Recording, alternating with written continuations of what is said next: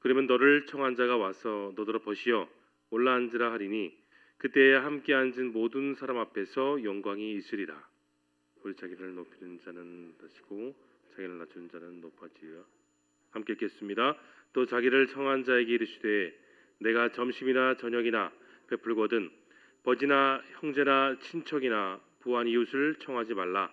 두렵건대 그 사람들이 너를 도로 청하여 내게 갚음이 될까 하노라. 아멘. 예수님께서는 오늘 말씀 속에 우리가 쉽게 이해할 수 있는 비유를 들어 말씀을 설명하셨습니다. 비유는 혼인잔치죠. 그런데 이 긴 내용의 핵심 말씀은 바로 성도들에게 겸손하라고 말씀하신 겁니다. 스스로 높아지지 말고 자신을 낮추는 삶을 살고 그렇게 소망하며 살아갈 때 우리 모두는 참된 크리스천이 될 수 있는 것입니다. 내용 관찰 일부러 보겠습니다. 예수님께서는 혼인잔치에 초대받았을 때 어디에 앉으라고 말씀하십니까? 여러분 오늘 보면 10절을 잘 보시면 청함 받았을 때 주님이 반드시 이 자리에 앉으라고 말씀하셨습니다. 끝자리, 상석이 아니라 가장 밑자리라고 말씀하셨습니다. 비유는 곧 자신을 높이는 사람은 낮아지게 되고 반대로 자신을 낮추는 사람은 높아지는 그 원리가 오늘 말씀 가운데 적용되는 것이죠. 그런데 단순히 이 혼인잔치에만 적용되는 것이 아니라 하나님 나라가 그렇다는 겁니다. 낮아지는 사람이 모여지는 것, 겸손한 마음을 갖고 그렇게 겸손을 실천하며 살아가는 사람들이 모여 사는 것, 자신의 낮아짐으로 바로 하나님께 영광을 돌리는 겁니다. 스스로 자신을 높이지 말라고 하나님께서 영광의 자리로 우리를 올려주는 것, 그것이 얼마나 복된 일일까요? 주님 앞에서 정말 철저히 겸손함으로 그런 중심으로 여러분 모두와 제가 살 수 있기를 소망합니다. 2번을 보겠습니다. 잔치에 사람을 초대할 때 고려할 것은 무엇입니까? 분명히 오늘 본문의 비유 속에 초청의 그 조건이 있습니다. 12절을 잘 보시면 벗, 형제, 친척 그리고 부한 이웃은 초대하지 말라고 하고 있어요. 한마디로 말해서 갚을 능력이 되는 사람들은 초대하지 말라는 겁니다. 오히려 우리가 초대할 대상을 13절에 나와 있는 것처럼 가난하고 몸이 불편하고 연약한 그런 사람들을 주님께서 이끄시는 그 초청 자리에 초대할 것을 말하고 계십니다. 여러분, 우리는 주님의 성품을 따라 그렇게 살아가야 됩니다. 왜 그럴까요? 우리는 거듭난 존재이기 때문입니다. 예수 그리스도를 통하여 거듭난 존재이기 때문에 우리는 그분의 성품을 따라 뜻을 따라 선을 행하며 내게 주신 그 소중한 주님의 능력을 따라 살아가야 하는 겁니다. 3번 연구와 묵상을 보겠습니다. 예수님께서 무가치한 자리에 자원하고 가난하며 소외된 사람들을 초대하라고 말씀하신 이유는 무엇일까요?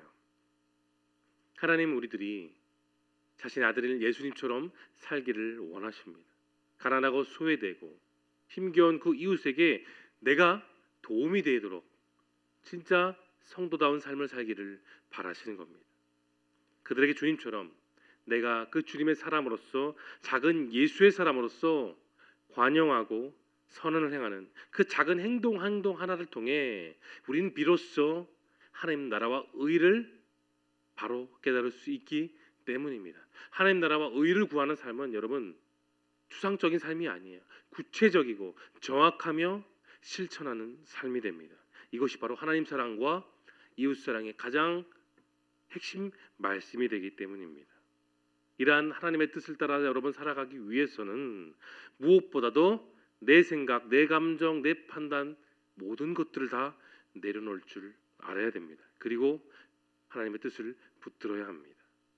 그래야 소외되고 그 힘겨운 사람들을 내가 내 뜻이 아니라 내 감정대로 하는 것이 아니라 하나님의 의지와 하나님의 뜻대로 온전히 실천할 수 있기 때문입니다. 몇 년 전에 한 뉴스가 있었습니다.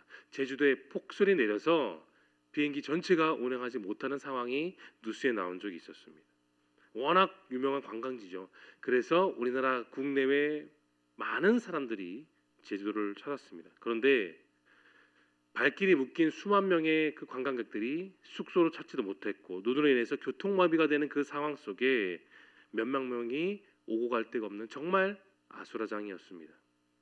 공항 측도 방법이 없어서 발을 동동 구르고 있었을 때에 한 남자가 이 뉴스를 보고 나서 노약자와 아이들에게 내가 갖고 있는 이 숙소를 제공하겠다는 그 이야기를 SNS에 올린 적이 있었습니다. 그 글을 본 여행객이 전화를 걸자 정말 무료로 집을 제공해 준 것을 알게 되었고, 또 심각한 상황을 알게 된 그 집을 제공한 분은 자신의 동생의 숙소까지도 제공해 주는 좋은 일들이 일어났습니다. 그런데 이 소식이 점점 퍼지면서 갑자기 여러 곳에서 자기가 갖고 있는 그 숙소를 그리고 숙식을 제공하겠다는 사람들이 점차 늘어나기 시작했습니다.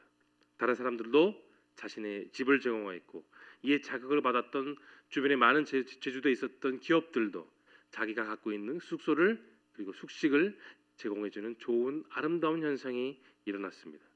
그리고 많은 음료수와 식수, 구호물자들이 공항에 도착하기도 시작하겠죠. 정말 한 남자의 그 작은 선행이 불씨가 되어 다른 사람들이 선행할 수 있도록 큰 역할을 감당했고, 그로 인해 정말 수많은 사람들이 어려움을 해결할 수 있었던 놀라운 뉴스가 있었습니다. 사랑하는 성도 여러분, 예수님이 일으키셨던 그 오병이의 기적처럼 다른 사람을 사랑하는 마음으로 작은 실천, 하나의 작은 선행을 매일 여러분 할 수 있기를 바랍니다. 그것을 통해 여러분 가정에 주님의 놀라운 은혜가 채워지게 되실 것입니다. 4번 느낀 점을 보겠습니다. 영광과 명예는 스스로 획득하는 것이 아니라 하나님으로부터 주어진다는 그 사실에서 여러분 무엇을 느끼십니까? 여러분, 우리는 신앙생활하면서 과연 난 어떻게 하면 신앙생활을 제대로 할 수 있을까라는 그 물음을 스스로 할 때가 있을 겁니다. 그 물음을 한마디로 요약하자면 오직 하나님의 영광을 위해서, 즉 감사한 마음으로 그렇게 살아가야 한다고 저는 말씀드리고 싶습니다. 영어로 표현하면 For my life only, 내 삶 자체를 위해서가 아니라 For the glory of God, 하나님의 영광을 위해서 사는 그런 삶이죠. 내 욕심, 내 판단, 내 생각, 내 고집, 내 유익만을 위해 애쓰는 그런 세상적인 존재가 되는 것이 아니라 언제나 하나님의 영광을 위해서 살아갈 때에 우리는 진짜 성숙한 신앙, 성숙한 크리스찬, 성숙한 하나님의 자녀로 우리는 내 신앙의 발걸음을 한 걸음씩 내디딜 수 있습니다.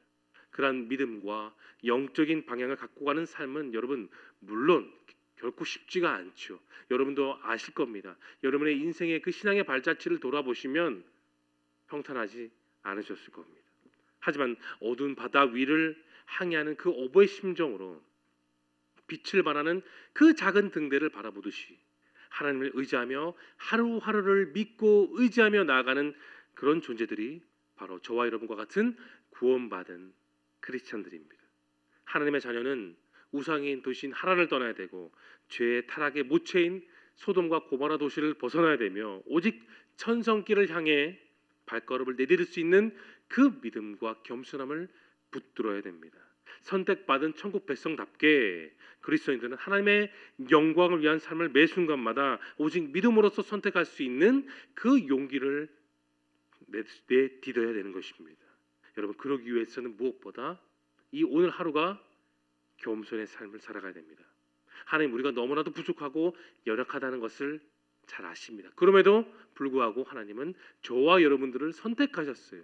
그리고 하나님의 자녀로 삼으셨고 오늘 하루가 그렇게 하나님의 자녀대로 살아가기를 원하십니다.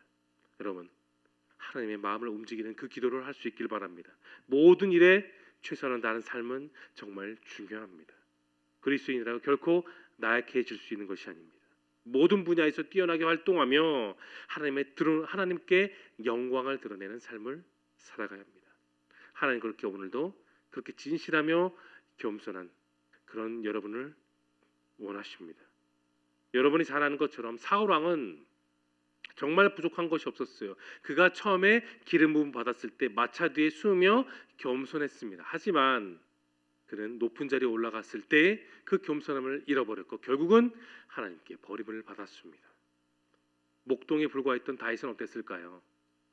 그는 끝까지 하나님의 마음에 합당한 그런 사람으로 살았습니다. 여러분, 예수님의 제자였던 가룟 유다는 머리 두뇌 회전이 빨랐습니다. 계산이 빨랐어요. 하지만 그 빠른 두뇌는 결국은 주님께 버림받았습니다. 하지만 똑같이 예수님을 부인했던 베드로는 어땠습니까? 그러나 그는 회개했습니다. 그리고 겸손히 주님께 돌아왔기 때문에 오순절 성령 강림을 통하여 그는 하나님의 복음을, 자신이 믿었던 예수님을 전하는 위대한 설교자, 전도자로서 그의 인생을 하나님께 겸손히 드릴 수 있었습니다. 오늘도 하나님은 그 겸손한 자를 찾고 계신다는 것을 여러분 믿으신다면 우리는 조용히 이렇게 고백해야 됩니다. 주님을 믿으며 하나님의 뜻을 통해 이 하루를 주님께 드릴 수 있는 그런 마음으로 나아갈 수 있기를 예수님의 이름으로 축원합니다. 5번 적용을 보겠습니다. 다른 사람이 나보다 높아지는 것을 보며 불편한 감정이 생긴 적이 있다면 언제입니까? 우리 겸손한 마음과 온유한 심정은 사람의 관계나 서로 대하는 태도 속에 분명히 여러분 나타납니다. 우리가 그리스도의 겸손으로 그 겸손을 이웃에게 나타내지 못한다면 하나님 앞에서 우리는 정말 무가치한 삶이 될 수밖에 없습니다. 겸손한 사람은 언제나 24시간 주님을 따라 행동합니다. 즉 존경하기를 서로 먼저 하며 서로 종이 되며 각각 남을 나보다 낮게 여기며 서로 순복하라는 그 말씀에 따라 매일 살아갑니다. 지혜에 있어서나 재능에 있어서나 혹은 신령한 은혜에 있어서 우리가 어떻게 우리보다 뒤떨어진 사람을 낮게 여길 수 있겠습니까? 그러나 이 질문은 내 마음에 참 겸손을 없기 때문에 이런 질문을 하는 것이죠. 하나님의 광명한 빛 가운데 자신은 정말 진실로 아무것도 아니란 사실을 깨달을 때에 하나님은 우리에게 모든 것을 채워주십니다. 바로 자기 중심의 모든 것을 끊어버리고 모든 사람 앞에서 자신을 낮추어 정말 자신은 아무것도 아닌 것처럼 여기고 자기를 위해서 구하지 않고 오직 자기를 하나님의 종으로 여기며 살아가는 그런 모습이 저와 여러분의 진정한 온전한 삶이 될 수 있기를 소망합니다. 겸손한 사람에게는 여러분 시기와 질투가 없어요. 겸손한 사람은 내 옆에 이웃이, 내 옆에 성도가 높임 받을 때에 오히려 박수 쳐주고 그를 위해 축복해주고 그를 위해 기도해 줍니다. 과연 이러한 사람은 정말 주님을 따라가는 삶이 됩니다. 동료의 실수와 죄를 보고 날카로운 말을 하고 책망하고 유혹이 생길 때마다 겸손한 우리는 이렇게 생각해야 됩니다. 서로 참으며 서로 용서하기를 그리스도께서 너희에게 용서해 준 것 주식하신 같이 하라. 여러분, 우리는 이 말씀을 늘 마음판에 새겨야 됩니다. 그런 유혹이 들 때마다, 시험이 들 때마다 이 말씀을 떠올리며 오늘 하루를 겸손하게 살아가시기를 소망합니다. 마지막 결단을 보겠습니다. 내가 오늘 겸손하게 섬겨야 할 대상에게 어떤 도움을 전하겠습니까? 여러분, 주님의 사랑이 바탕된 그 겸손만이 우리는 섬길 수가 있어요. 주님이 보여주는 그 사랑으로 겸손하게 내 이웃을 진짜 사랑하십시오. 제대로 된 신앙은 언제나 겸손합니다. 우리는 그 존귀한 주님의 자녀라는 생각을 갖고 살아가야 됩니다. 또한 내가 진토라는 그 사실을 기억하며 오늘 하루를 겸손하게 살아가십시오. 그럴 때 하나님을 기뻐하시는 성도, 이웃을 사랑하고 복음과 행복을 정말 나눌 수 있는 축복의 통로로서 우리는 그렇게 이 하루를 뜻깊게 살아갈 수 있습니다. 주님과 같은 겸손함으로 마음을 겸비하여 이 하루를 온전히 주님과 동행하는 저와 여러분 모두가 될 수 있기를 예수님의 이름으로 축원합니다. 이 시간